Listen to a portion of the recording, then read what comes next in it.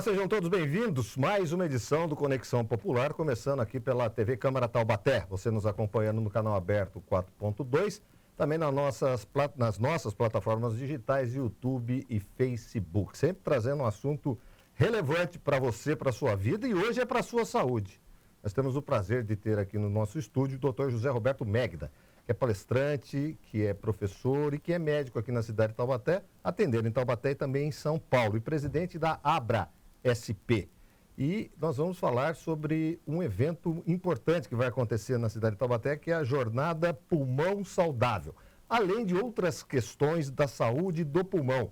Você aí que está tentando parar de fumar, vai ter dica aqui. Você que parou, dica aqui para não ter uma recaída. E outras tantas situações pulmonares e da saúde de uma maneira geral. Doutor Megda, prazer recebê-lo aqui no Conexão Popular. Prazer é meu, obrigado aí pelo convite, Miguel.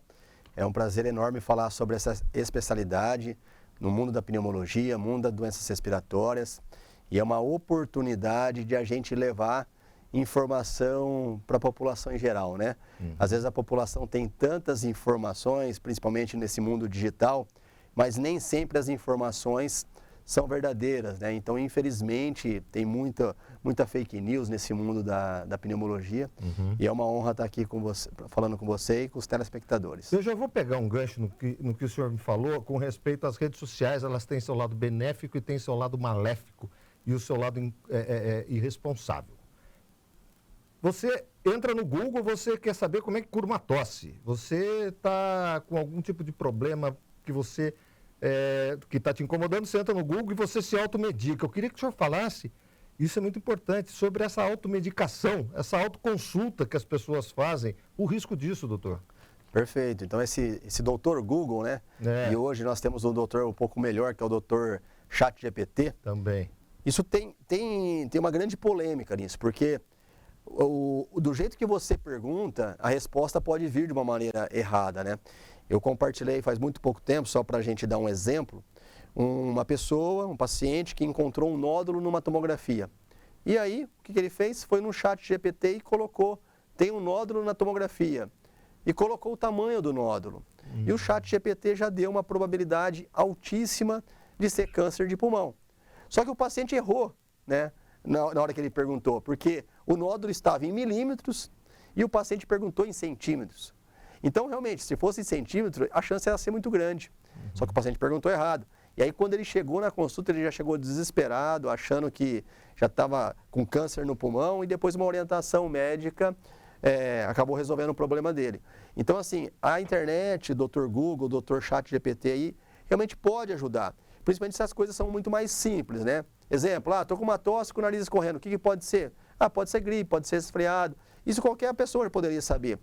Mas a pessoa vai lá na internet para procurar. Agora, procurar tratamento, esse que é o problema, né? Então, assim, eu estou com falta de ar, o que eu posso usar? E a falta de ar pode ser várias coisas. Pode ser desde problema pulmonar, problema cardíaco, problema de ansiedade. Então, se eu uso um remédio para o pulmão e é do coração, pode ser que piore muito o coração. Se eu uso um remédio para o coração e é do pulmão, pode ser que piore muito o pulmão. Então, tem que tomar muito cuidado, né? Talvez uma informaçãozinha aqui, outra lá. Ninguém é de ferro, todo mundo vai atrás, e às vezes até eu vou atrás, né? Minha filha está com sintoma, eu não sou pediatra, eu coloco lá no Google para ver o que pode ser. Mas tome cuidado, use com moderação e com sabedoria. Além de você querer saber o que você teoricamente tem a automedicação também, né, doutor? Tem automedicação. Isso é um problema sério no Brasil, né? No Brasil não, no mundo. E no Brasil mais, porque no Brasil a gente não tem tanta regulação, né? Quem já viajou para fora sabe, é muito difícil comprar um remédio. Exemplo, nos Estados Unidos, você vai lá com tosse, é muito difícil conseguir comprar um corticoide, né? Antibiótico no Brasil também é difícil, mas um corticoide. Aqui no Brasil, você vai na farmácia, sempre prescrevem remédios que tem a famosa dexametasona, betametasona, que são nomes genéricos de corticoide. E esse corticoide, se você usar errado, ou se você usar várias vezes, isso pode trazer um grande malefício para a sua doença. O farmacêutico, nada contra farmacêutico, muito pelo contrário, passa a ser um médico, né? Exatamente. Olha, eu estou com tosse, eu estou com coriza, eu estou com isso, o que o senhor indica? O farmacêutico acaba indicando um remédio. E às vezes assim, a gente fala, né? Eu como especialista de doença respiratória, né?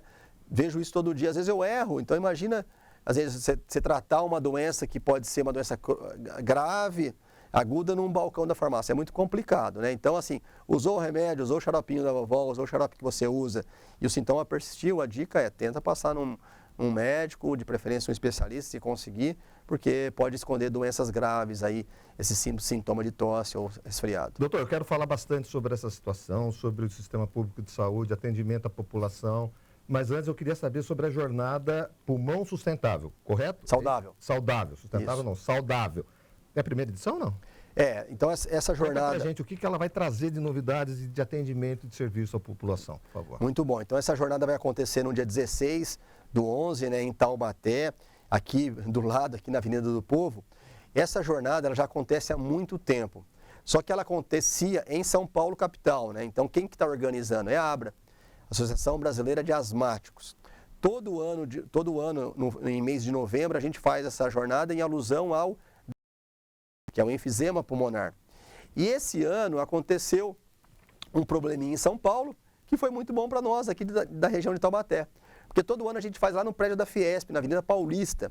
E esse ano a gente não conseguiu fazer lá porque ela está em manutenção, esse prédio da Fiesp. E aí, como eu sou o presidente da ABRA, eu lancei a ideia lá para o nosso grupo. Que tal levar essa jornada para o interior? Aí eles até, mas vai ser desafiador. Eu falei, não, mas olha, a gente vai atrás, eu conheço o pessoal, eu vou com a prefeitura, eu converso com vereadores, eu converso com a iniciativa privada, enfim, a jornada vai acontecer, está muito bem organizada e assim, eu falei para o pessoal lá de São Paulo, né, vocês vão vir para Taubaté, vocês vão ficar de queixo caído da excelência dessa jornada que a gente vai trazer. Um dia só ou não? Só um dia. Então vai acontecer nesse dia 16 de novembro, das 9 às 15. Vai ter o quê, então, né? Isso. É um evento totalmente gratuito para a população, tá? Você não vai gastar R$1. Você vai ter atendimento médico, então teremos médicos atendendo a população. Vai ter fisioterapia, o pessoal da Unital vai estar junto com a gente, fazendo fisioterapia, explicando a importância da fisioterapia, fazendo a fisioterapia em loco para mostrar para você como você pode fazer em casa. Nós teremos exames, exame de espirometria, que é a medida da capacidade respiratória, oximetria, aferição de pressão, exame de glicose, e nós teremos lá também um exame que chama pletismografia. Esse exame, né, é um nome muito estranho, que mede os volumes pulmonares, só para vocês terem noção, esse exame não tem aqui em Taubaté, não tem em lugar nenhum. E só tem um lugar em São José dos Campos que faz, a gente vai estar fazendo de graça para quem tem indicação de fazer esse exame. É um exame muito caro. Não é todo mundo que vai fazer. Esse exame? Isso, então assim, esses médicos que vão estar atendendo lá, se ele achar que... A própria médico que vai participar pode fazer a solicitação. Exatamente, então se você tem uma doença respiratória, você vai ser avaliado, olha, esse daqui eu acho que tem indicação de fazer esse exame. Lá mesmo, depois dessa avaliação médica, vai fazer o exame, saiu o resultado na hora, volta para o médico e a gente tem uma chance grande de fazer um diagnóstico de uma doença que às vezes o paciente não sabe, né? E aí, assim, como que a gente vai fazer depois do diagnóstico? A gente fez uma parceria com a prefeitura, a gente vai mandar esse paciente para o especialista para seguir na rede. Então, além de orientação, diagnóstico, a gente vai ter um segmento desses pacientes aí na rede. 16 de novembro, das 8... Das 9 às 15. Às 15 horas. Então tem exame, tem a consulta e tem a indicação do que fazer para o tratamento. Exatamente. E tem também a questão de prevenção, né, doutor? Então, a pessoa nem sempre está doente, mas perfeito. você pode ir lá. Aí você vai pensar, mas eu não tenho nada no pulmão, né? O que eu vou fazer? Aí tem prevenção, tem orientação. E se você não tem nada e não quer nem saber, leve seu filho. Vai ter pula-pula, brinquedo inflável, pipoca, algodão doce, tudo de graça. Então aquele famoso domingo na praça vai ser um domingo na Avenida do Povo. Chame seu amigo, chame sua família toda. Eu tenho certeza que esse evento vai ser um evento muito gostoso, um evento familiar, feito e pensado especialmente para vocês. Tudo de graça. Tudo de graça, não vai gastar nada. É a frase mágica. Tudo de graça. Né? Só vai gastar a sola do sapato. Exato. E depois o remedinho, se precisar, se for necessário também. Exatamente. Doutor, vamos falar um pouco dessa questão da doença ou da saúde pulmonar no Brasil em 2025. Quais são as doenças pulmonares mais frequentes hoje que o senhor encontra nas suas consultas, nos consultórios e através de congressos e estudos? Mudou alguma coisa de algum tempo para cá? Tem novas doenças, novas suspeitas de doenças pulmonares, até porque tivemos uma Covid, né? Tivemos uma pandemia. Eu queria que o senhor falasse esse momento pós-pandemia, com relação a doenças pulmonares. Perfeito. Então, assim, pós-pandemia, né, a gente teve um aumento no diagnóstico das doenças pulmonares especificamente. Por quê? Tinha muita gente que tinha um probleminha de tosse, de falta de ar, e nem sabia que tinha pulmão, né? Depois da pandemia, o principal órgão que o Covid acometeu, que matava, era o pulmão. Então, muitas pessoas começaram a ter oxímetro em casa, muitas pessoas pensaram em fazer um check-up pulmonar, muitas pessoas estão tratando melhor o pulmão. Então, as principais doenças respiratórias que a gente tem cronicamente, a asma e DPOC, depois da pandemia realmente aumentou os diagnósticos, né? Então, a população vai ficando mais velha, a população vai ficando mais orientada, eu tenho mais acesso à saúde, mais acesso ao exame, realmente aumentou o quadro de diagnóstico, né? Aí quando você me fala assim, surgiu alguma doença nova? É interessante, né? Porque não surge doenças novas, surgem as doenças que a gente já sabe, a gente só faz mais diagnóstico. Mas na pneumologia realmente surgiu uma doença nova, que é uma doença que surgiu bem junto com a pandemia, que é uma doença que chama injúria pulmonar relacionada ao cigarro eletrônico. É uma sigla em inglês que chama EVALI. O que é cigarro eletrônico? Esse cigarrinho aí, ó, o vape, que todo mundo está fumando. Então, existe uma doença específica do vape, que é uma doença aguda que inflama o pulmão, faz cair a oxigenação, muito parecido com pneumonia, que só tem quem fuma um cigarro eletrônico. Eu fumo um cigarro normal, fumo um paeiro, você não vai ter essa doença. Agora, quem fuma um cigarro eletrônico pode ter essa doença, que é uma doença grave, que se eu não trato direito ou se eu continuo fumando, pode levar a fibrose pulmonar, que é uma coisa nova. Cigarro eletrônico é novo, a gente não conhecia as doenças, os malefícios do cigarro eletrônico. Então, essa doença, se você tem um hábito de fumar cigarro eletrônico, mesmo que seja só no final de semana, e tem sintomas crônicos, vale a pena também passar num pneumologista para avaliar. Esse cigarro eletrônico, ele vicia mesmo, né? Vicia. A quantidade... Diz que é mais letal do que o cigarro com tabaco mesmo, né? A quantidade de nicotina no cigarro eletrônico é muito mais alta do que a nicotina do cigarro convencional, né? Então, assim, a nicotina faz o quê? A nicotina vicia, né? A nicotina é a droga viciante do cigarro. E no cigarro eletrônico, porque eu tenho não só, a gente acha que é só para vaporizar, é só fumacinha, não. As pessoas acham que a fumaça fazia mal. Exatamente. A questão não é essa, né? Não é essa. No cigarro eletrônico, o que faz mal? É a alta temperatura que eu tenho em transformar um líquido em vapor. Então você imagina, né, para quem lembra lá na escola, né, o projeto de vaporização. O que é isso? Eu tenho um líquido e do nada ele vai virar um vapor. Então eu tenho que colocar uma temperatura muito alta para acontecer isso. Então aquele líquido que tem no cigarro eletrônico, em altas temperaturas, 300, 400 graus, transforma em substâncias muito tóxicas para o nosso organismo. Então essa quantidade grande de nicotina, que eu consigo colocar inclusive um aditivo, para deixar um gosto mais palatável, para deixar a nicotina mais prazerosa, para não dar aquele pigarro na garganta, aumenta muito a chance de eu conseguir fumar muito. Então eu vou fumando, vou tragando, vou achando que é normal, fumo em ambientes fechados, o cigarro eletrônico não faz tanto cheiro ruim, então eu estou fumando, sem pensar que faz tanto mal. É mais sociável, entre aspas, mais sociável. Né? Dependendo do ambiente que você esteja. Exato. Pode até fumar despercebidamente. E tem a modinha da vibe dos adolescentes, né? Eu quero pertencer a essa tribo, vou fumar cigarro eletrônico. Então, no Brasil e no mundo, existe um movimento muito claro em as pessoas estão bebendo cada vez menos. Qualquer lugar no mundo, as pessoas estão bebendo menos. E essa turma... A geração Z? Exatamente, a geração Z. Gosta de fazer muita atividade física, bebe muito pouco, né? Só que estão fumando muito cigarro eletrônico. Esse que é o problema. Eu estou parando de beber, mas eu estou fumando muito cigarro eletrônico. Então, a quantidade de cigarro eletrônico que está nesses anos anteriores, a crescente é uma crescente assustadora. Está virando um caso de saúde pública, doutor? Já é uma situação. A OMS chama de uma pandemia, né?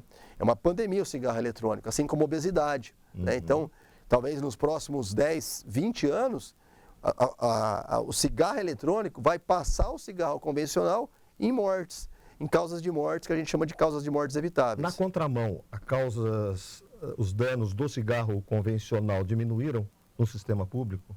Não. Na verdade, assim, o cigarro... O Brasil... De fumantes isso, também, então, né? O Brasil, ele é um grande exemplo para o mundo nessa questão de antitabaco. Né? No Brasil, 11% da população adulta fuma. É muito pouco comparado com o mundo, né?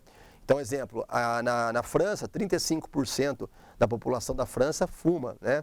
Com os países muçulmanos, 40% fuma. Então, no Brasil é muito pouco. Então a gente pode pensar realmente no Brasil, caiu um pouco as doenças crônicas respiratórias, não caiu, porque em contrapartida está caindo a questão do cigarro, mas aumenta a questão de poluição, a população fica mais idosa, né? A população envelhece.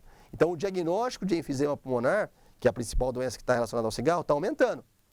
Eu estou fazendo um diagnóstico mais certeiro. Eu estou tendo exames de tomografia, estou tendo exames de espirometria, que é esse que a gente vai fazer. Então estou aumentando o diagnóstico, mas o cigarro está caindo, né? Nas doenças pulmonares. Nas doenças...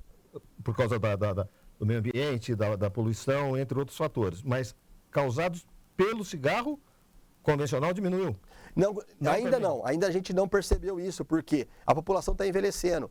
Então, exemplo, eu parei nos últimos 20 anos que a gente encontrou essa queda bem importante do cigarro, né? É. Mas ainda está colhendo o fruto daquelas pessoas que ainda fumaram. A doença respiratória relacionada ao cigarro, ela não acontece só enquanto você está fumando. E quando você para, ela não some. Exatamente. Também. Tem sequelas. Você pode, exemplo, uma pessoa que está com 70 anos agora e fumou dos 20 aos 50, ou seja, fumou 30 anos, dos 20 aos 50, parou com 50 anos e agora tem 70. Eu vou avaliar no meu pronto-socorro lá ou no meu consultório, se ele pegar uma gripe, ele pode descompensar uma doença de base que ele tinha que ele nem sabia. Né? Com 50 anos, ele estava bem, fazendo atividade física e não sabia. E a doença só vai aparecer aos 70 anos, mas ele já tinha antes a doença, né? Bom, eu tenho uma pergunta, eu tenho uma minha aqui que eu quero perguntar em cima disso, mas a gente tem a participação também da jornalista aqui da TV Câmara Taubaté, a Ana Laura Costa. Ela tem uma pergunta para o senhor. Vamos lá. Olá, Miguel. Cumprimento também o Dr. José Roberto, que é o nosso convidado de hoje do Conexão Popular. Depois da pandemia de Covid-19, foi difícil de mensurar os dados, os impactos dessa doença para a nossa saúde. Então, hoje eu gostaria de saber se a gente já tem esses dados, esses resultados, já sabe qual foi o impacto da Covid para o nosso corpo, para a nossa saúde, quando o assunto são os nossos pulmões. Obrigada. Obrigado, Ana Laura. Obrigado pela pergunta, Ana Laura. Então, realmente, né? A Covid, o que ela fez, né? Quando era uma Covid muito grave, o paciente ia para a UTI, principalmente ficava entubado.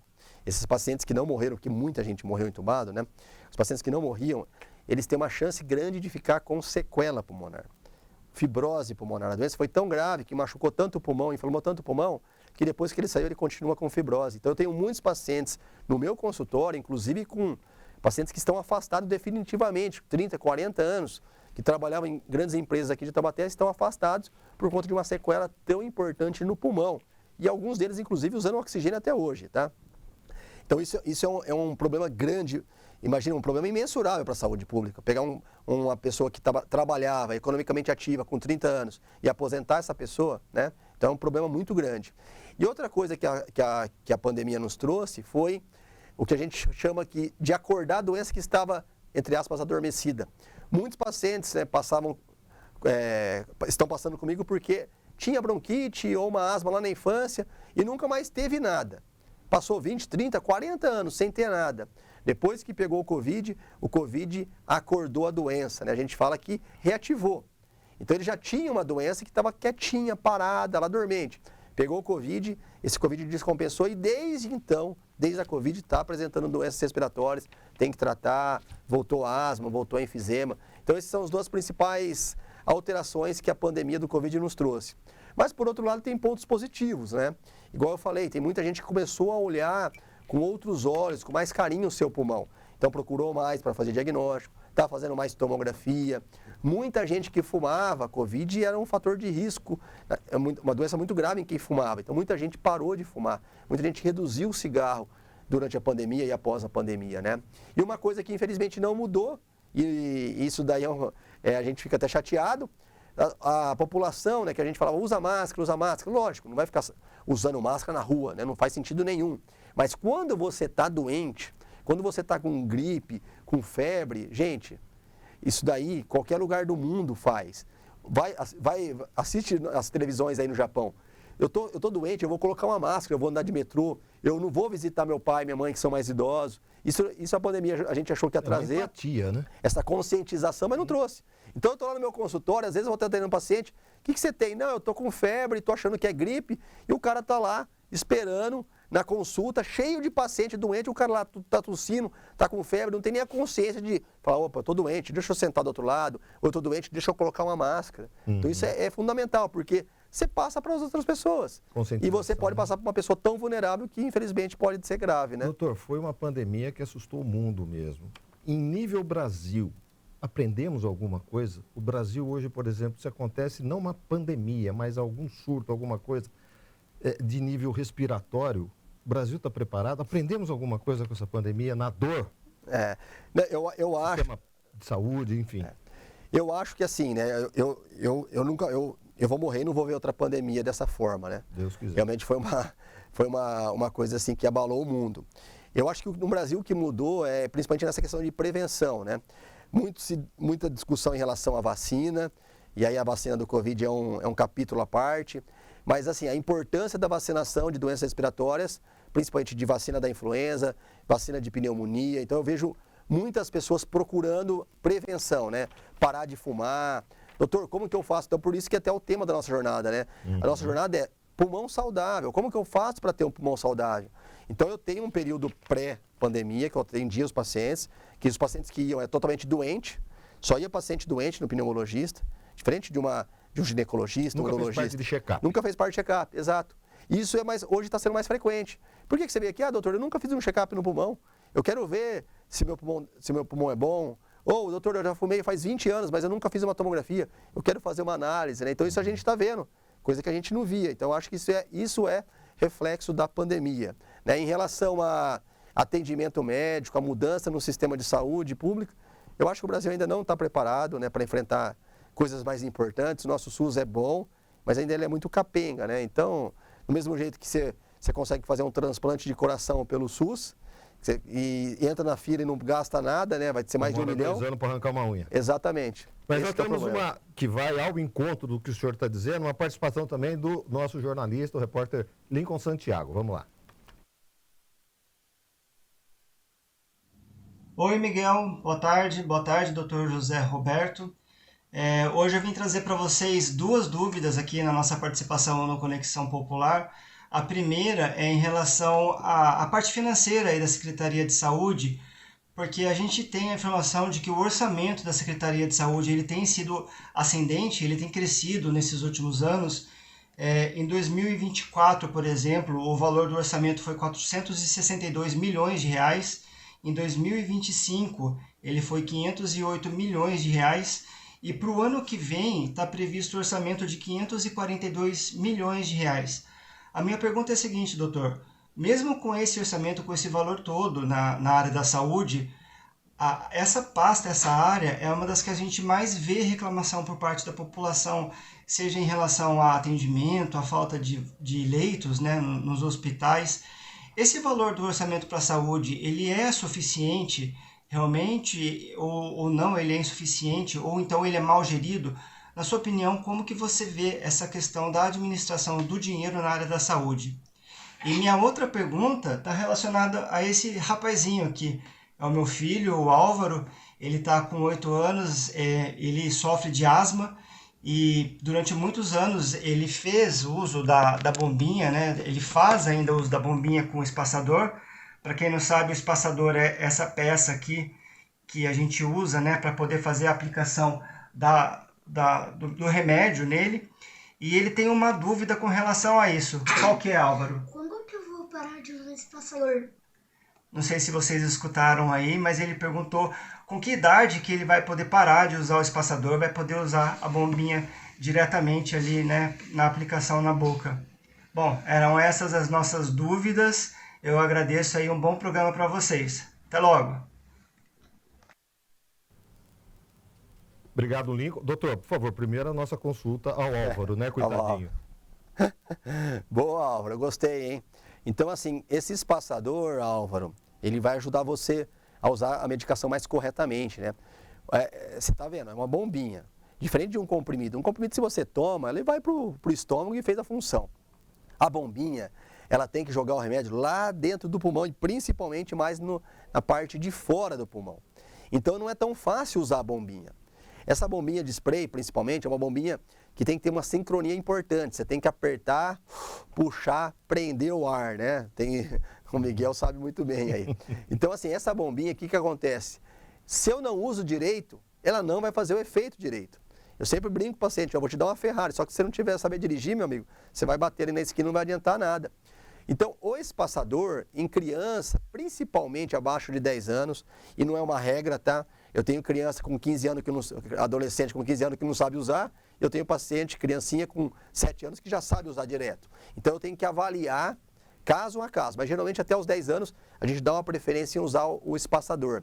Então, em criança até 10 anos e principalmente em adulto, em idoso, acima de 75 anos.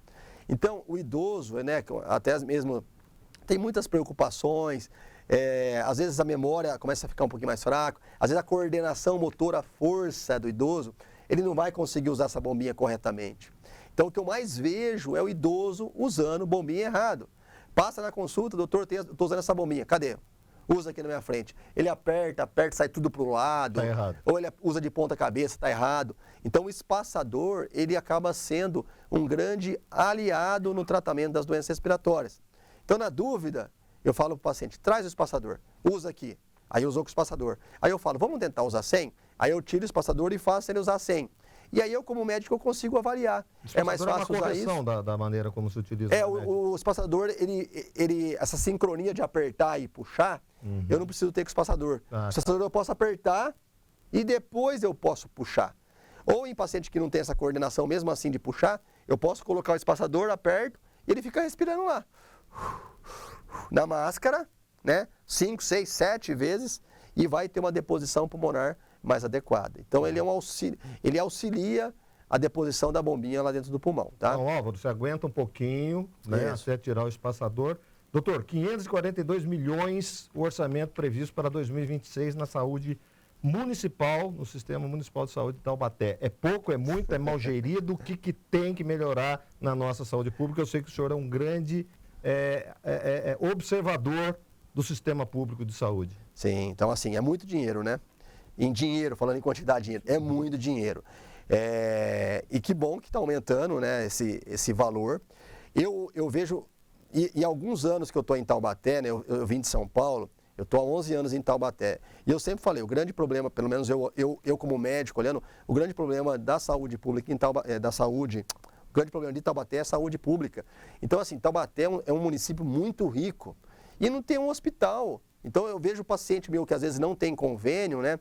Ele vem aqui para a UPA Central, fica 10, 15 dias esperando sair uma vaga, porque o hospital universitário está cada vez mais sucateado. Eu já trabalhei no hospital universitário, gostava muito de trabalhar, mas infelizmente fecharam o meu ambulatório, eu tive que sair, né? Então, o paciente fica muito tempo aqui na UPA Central, que tem, infelizmente, né, a estrutura não é uma estrutura adequada, às vezes chama-se até de UTI, a gente vai lá ver, que eu já fui ver paciente lá, falei, nossa, mas isso aqui que é UTI, né? Então, eu acho que o problema da saúde pública é gestão, é colocar o recurso no lugar certo, né? E eu vejo esse problema nas últimas gestões aí, eu acho que foi totalmente abandonada a saúde pública, né? Eu não sei se o nosso atual prefeito vai conseguir mudar esse cenário, mas eu não sou tão animador não, quando a gente fala de saúde pública de Taubaté, né?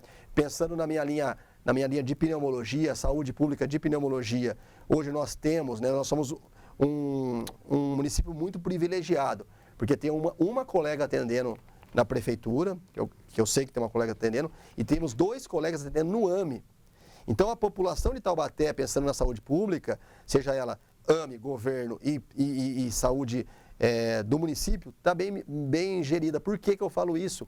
Porque, olha, São José dos Campos tem só um colega atendendo no SUS. Só um colega pneumologista atendendo no SUS.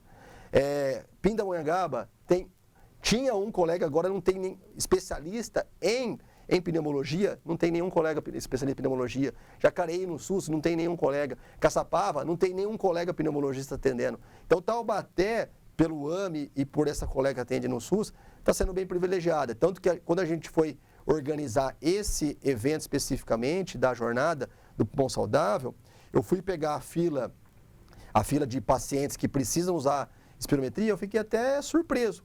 Por quê? Porque a população procura pouco, mas tem bastante profissional para atender nisso, né? Mas eu acho que o dinheiro tá bom, só tem que ser mais gerido corretamente. Né?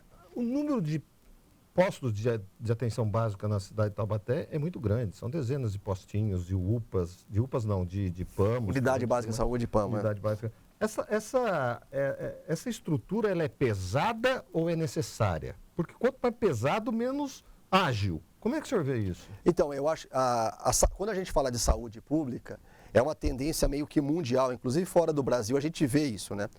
Tem poucos especialistas, então eu tenho aquele clínico geral que atende toda a população, né? E aí eu vou avaliar caso a caso e vou mandar para o especialista só no último caso.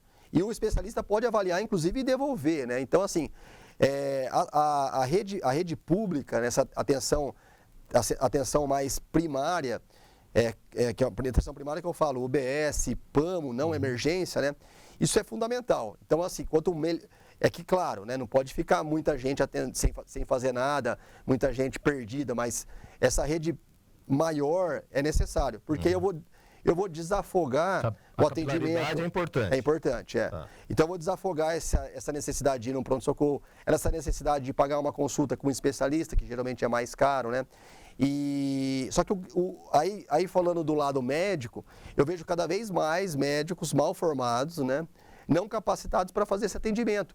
Porque assim, o que eu vejo hoje dos nossos colegas médicos? Ele está lá na UBS ou no PAMO, porque ele não tem nada para fazer, entendeu? Então, qualquer oportunidade um pouquinho melhor que ele faz, ele vai ficar 1 ano, 2 anos no máximo. Então, a troca é muito grande disso. A troca é muito grande. Ficou um pouquinho lá, já vou para outro lugar. Tá pagando um plantão melhor aqui, ou vou fazer residência, ou quero fazer plantão, porque o plantão trabalha-se menos, mas paga mais, a responsabilidade é menor. Então, nós como médicos, também temos essa culpa aí, né? Não é só a esfera estadual, a esfera municipal. Os médicos estão muito mal formados e não conseguem segurar aquela batata antes de assar, né? Que é na saúde primária, que seria o mais importante. Doutor, o senhor falou do HMUT, né? E o processo de deterioração mal estruturado, enfim, eu não lembro o termo que o senhor usou. Mas tem a parte pedagógica, a importância pedagógica do HMUT. Eu queria perguntar para o senhor a questão do ensino de medicina no Brasil, e aqui em Taubaté, que tem uma escola de medicina também, tem uma faculdade de medicina, e utiliza-se a questão do HMUT para a parte pedagógica dessa faculdade. Como é que o senhor está vendo esses profissionais que estão sendo lançados no mercado? Sim. Então, o HMUT, eu fiquei lá 6 anos no HMUT, né? Faz 2 anos que eu não estou mais. Na época que eu estava lá, eu sempre falava para as pessoas que trabalhavam lá, porque como eu dou aula em cursinho preparatório para a residência, eu vi o HMUT como uma excelência. Era muito fragmentado em relação a especialidades, os alunos tinham um bom acompanhamento, uns ótimos colegas médicos, chefes, né? E o hospital, diante daquela necessidade básica do aluno, 5º, 6º ano, estava muito bom, né? Agora, como eu saí, então, o que acontece, né? Fechou vários ambulatórios de especialidades. Então, por que eu saí? Porque o meu, há 2 anos, foi fechado. Porque a prefeitura não conseguia pagar, enfim, a OS, e fechou muitos ambulatórios. Então, pneumologia, nefrologia, na época ortopedia, na época cirurgia geral. Então, os alunos, eles ficaram meio desassistidos, né? Mas mesmo assim, o HMUT continua sendo muito bom em comparação a essas novas faculdades de medicina, né? A Unital ainda continua sendo uma ótima faculdade de medicina. Porque quando a gente vai ver aqui na região, há 5 anos nós tínhamos 2, 3 faculdades de medicina. Agora em São José tem 3 faculdades. Tem em Caraguá, tem em Lorena, abriu em Cruzeiro. Em Pindamonhangaba tem outro. Abriu 2 campos, né? Em Caraguá, em Lorena ou Cruzeiro, não lembro. Cruzeiro. E Pindamonhangaba tem uma faculdade. Onde que esse povo está fazendo o internato? Né? Quem que está acompanhando esses colegas, esses futuros médicos? Na minha época, eu passei em medicina em 2002. Eu vi a dificuldade que era passar numa medicina. Né? Graças a Deus e graças aos meus estudos, eu consegui passar numa federal. Que era, assim, era orgulho da cidade. Eu fui um dos poucos, na minha época, da minha cidade de 10 mil habitantes, que eu morava em Ibirá, um dos poucos que passou numa faculdade de medicina. Hoje, tem faculdade de medicina da região ligando para pessoas que fizeram inscrição e passaram em outro lugar. Não, faz aqui, a gente dá um desconto. Então, aquele negócio que a gente falava, né, na faculdade, você caiu, perdeu o RG, eles vão te chamar. Isso na faculdade de medicina está acontecendo. Então só não faz medicina hoje quem não tem dinheiro, porque infelizmente é muito caro pagar. Isso é preocupante, hein? Mas é isso que a gente fala, quem que vai cuidar da gente no futuro? Quais são esses médicos, esses colegas médicos que vão formar? E é uma tendência, então cada vez mais está aumentando mais a faculdade de medicina. Está abrindo muita faculdade de medicina no Brasil. E aí fala, tem pouco médico. Não tem pouco médico. É que o médico está centralizado, né, aqui no Sudeste e no Sul, mas tem muito médico, vamos dar a melhor opção, oportunidade para trabalhar nas outras regiões do Brasil? Vamos. Mas o problema não é abrir cada vez mais faculdade de medicina, porque a gente não está tendo nenhum exame para ver como esses colegas médicos estão se formando, né? O senhor falou que, por exemplo, se concentra na região Sudeste, enfim, porque é uma região mais rica do que as demais regiões do país. Você trabalhar para a administração pública, para o médico, o salário é atraente? Olha, assim... Por exemplo, em Taubaté, vamos trazer para cá. É um salário bom, ainda mais com esse grande problema de demanda, né? Então a gente está tendo muitos médicos, então assim, antes era fácil dar um plantão, hoje está sendo difícil você conseguir encontrar um emprego, né? Então tem muita gente indo atrás de outras cidades para dar plantão, né? Para procurar o OBS. Então é um salário bom, e o que tem vamos supor, aqui em Taubaté especificamente, o médico vai ter 13º, o médico vai ter férias, coisa que eu não trabalho em saúde pública agora, né? Eu não tenho na minha prática, né? Então eu sou totalmente dependente de mim. Se eu machucar amanhã e ficar um mês parado, eu não vou receber. Eu não tenho férias remunerada. Então tem essas vantagens, né? Mas eu no meu consultório tem eu atendo bastante paciente, muitos particulares, então para mim não compensa.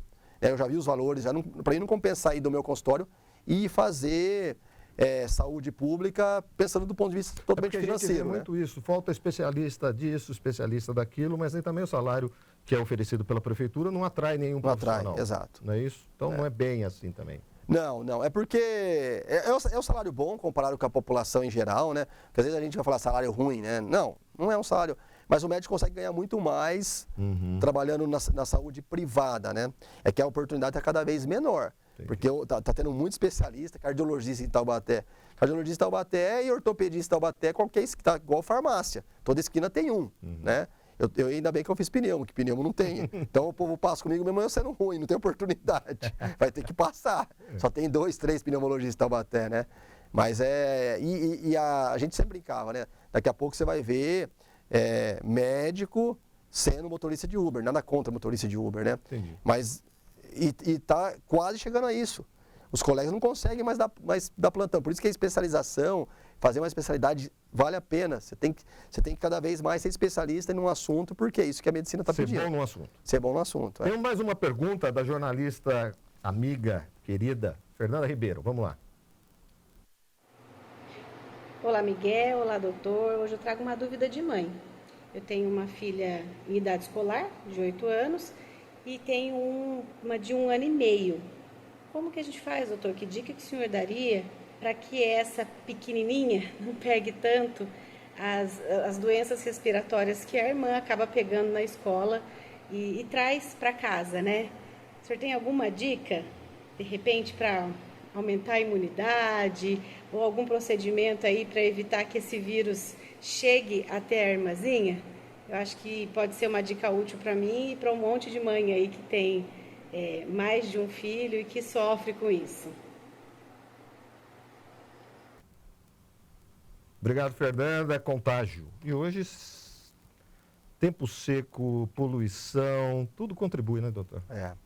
Essa pergunta foi boa, que eu sofro do mesmo problema em casa. Eu também tenho uma que tem 7 anos, que vai para a escola, e uma outra de 2 anos que não está indo para a escola. De 7 anos pega e traz para de 2 anos, né? Então é difícil. Uma coisa que a gente faz na rotina, né, lá em casa, que serve para vocês, falando do ponto de vista científico mesmo, claro, a de 7 anos está chegando na escola, lava a mão, né? É importantíssimo, porque os vírus respiratórios, eles transmitem muito esse contato próximo, né? Deu a mão, espirrei, tossi, coloquei a mão na outra pessoa coloca na boca, bebezinho é assim, né? Então lavar a mão sempre quando chegar em casa. Lavagem nasal, é importantíssimo lavagem nasal. Ah, meu filho não gosta, gente, faz gostar. Minha filha de 2 anos, hoje ela pega o soro fisiológico e lava. E não é só quando está doente, não. A lavagem nasal lubrifica essa proteção do nariz, que a gente chama de cílios, de muco. Ele lubrifica, ele deixa essa respiração saudável. E uma respiração saudável, uma via aérea saudável, fica mais difícil de entrar alérgenos, bactérias e vírus. Então, são as higienes, né, que a gente fala, regra básica de higiene, lavar a mão e lavar bastante o nariz. E aí, claro, alimentação saudável, né? Eu vejo muitas mães falando, meu filho não para de ficar doente. Aí a gente vai perguntar, o que ele come? Ele não come nada, nada verde. Ele só come um pouquinho de arroz e gosta muito de lanche, bolacha. Gente, assim como nós também, com uma alimentação muito desregulada, se uma criança tem alimentação desregulada, ela também vai ter mais infecção, né? Então, alimentação saudável, se conseguir fazer atividade física, criança tem que correr, criança tem que brincar, tem que ir ao ar livre, tem que fazer educação física, né? Tem muitas mães também que, meu filho tem asma, eu quero um atestado para não fazer atividade física. Eu falo, não, agora que eu vou te dar um atestado falando que tem que fazer. Tratamento, atividade física, brincar, jogar bola, correr, faz parte do tratamento para esses pacientes. Então, eu acho que é isso, né? E se o mais velho chegou um pouquinho com o nariz escorrendo, doentinho, tentar manter distância, pelo menos 3, 4 dias da criancinha. Eu sei que é difícil, é desafiador, mas se conseguir dormir em outro quarto, né, manter um pouco de distância é melhor. Sabe o que eu ando observando, doutor? O senhor falou que não aumentou o número de doenças, é que estão sendo mais diagnosticadas porque está tendo maior procura. A asma é um caso disso? A asma é. Então, assim, esses exames que eu falei que estão mais acessíveis, como tomografia, como espirometria, ele ajuda muito a gente num diagnóstico diferencial, né? Porque tem muita gente que, às vezes, já tinha asma, que chamava de bronquite, mas nunca conseguiu fazer um exame. E aí, a partir do momento que faz o exame, que a gente fala, você tem asma, então não é que o paciente passou a ter asma, ele já tinha, só que ele não sabia. Talvez ele chamava a doença errada. Então, a gente, fazendo o diagnóstico, chamando mais corretamente de asma, parece que aumentou o número de diagnósticos, mas está mais ou menos muito parecido. Então, inclusive ontem eu estava dando uma olhada nos gráficos, né, de mortalidade de asma. Então, se a gente pegar os últimos 10 anos de morte de asma, a asma mata em média 7 pessoas por dia no Brasil, tá? 2.500, 7.000 pessoas por ano. Então, quando a gente pega o gráfico é até bonito de ver, não bonito de ver porque é mortalidade, né? Mas o gráfico está constante. 2.800, 2.600, 2.900, 2.500, 3.100, sempre mantendo essa constância. Só aconteceu um período, esses últimos 10 anos, de redução, 2021. Então, o que isso mostra pra gente? Quando eu fico isolado, quando eu não tenho contato com o vírus, o asmático internou muito menos e morreu menos, né? Mas ninguém consegue viver isolado. Mas isso mostra que, se eu sou bem vacinado, se eu evito contato com pessoas doentes, igual a colega falou ali, né? Meu filho está doente e eu sou asmático, eu vou ter que evitar essa pessoa doente, né? Porque se eu pegar o vírus dela, ou a influenza dela, vai aumentar a chance. E essa constância da mortalidade na asma, nós temos muitos remédios bons para asma no SUS, inclusive.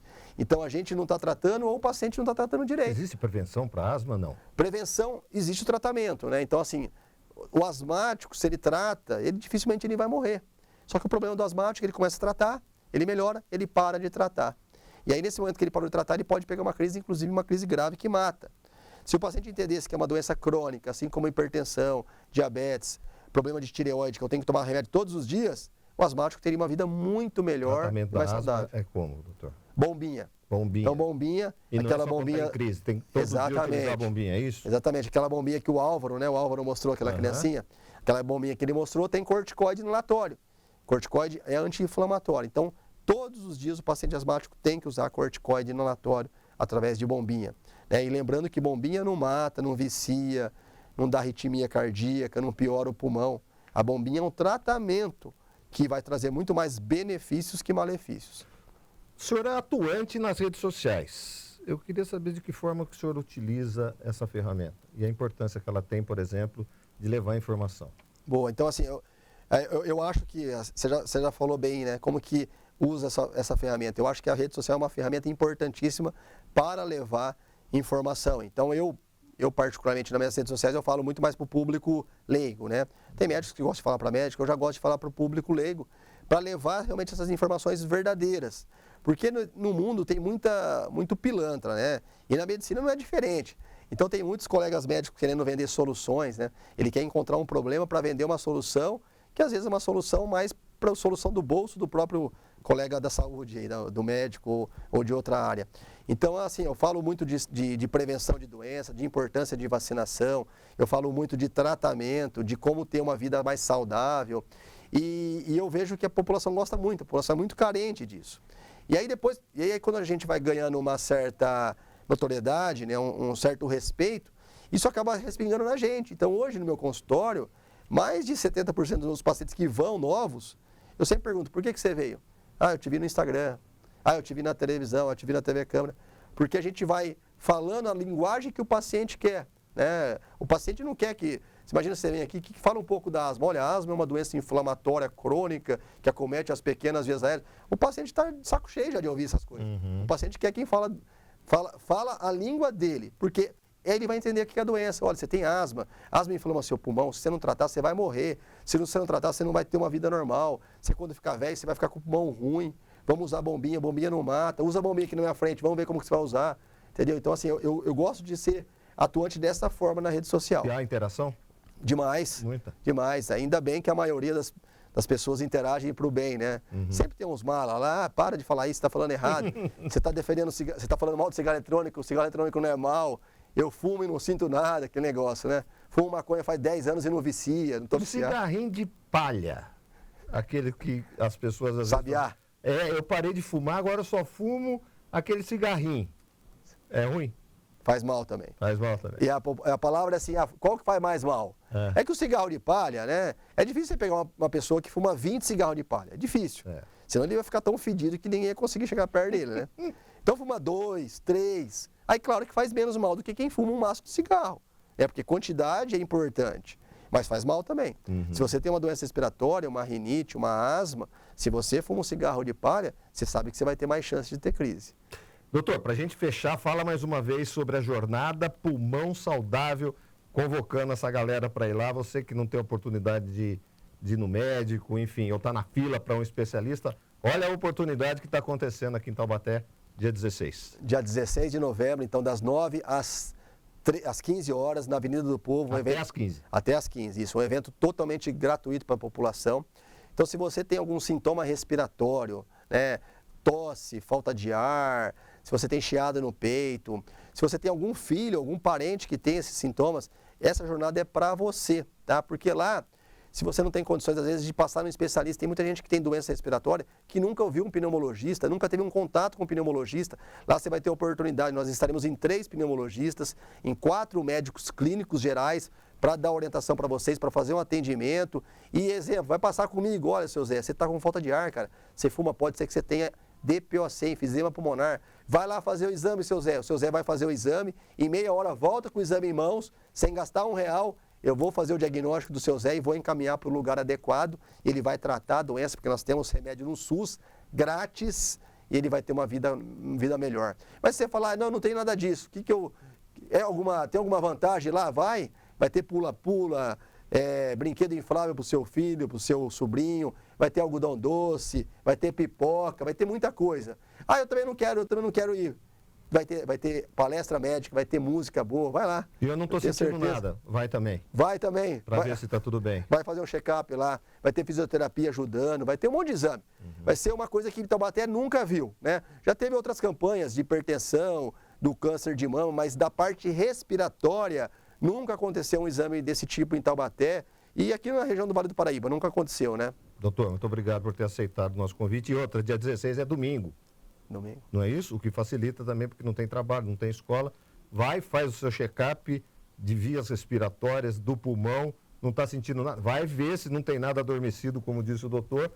Tira limpo, faz um check-upzinho dessa parte do pulmão e de vias respiratórias. Muito obrigado por participar e ter aceitado o nosso convite, doutor. Eu que agradeço aí, obrigado. Espero vocês todos lá no dia 16/11. Obrigado, Miguel, e toda a equipe aqui da TV Câmara de Taubaté. Nós é que agradecemos. Eu agradeço a você também que esteve conosco até agora. Conexão Popular volta na semana que vem. Hoje foi o doutor José Roberto Megda, professor, palestrante e médico pneumologista aqui na nossa cidade de Taubaté. Forte abraço.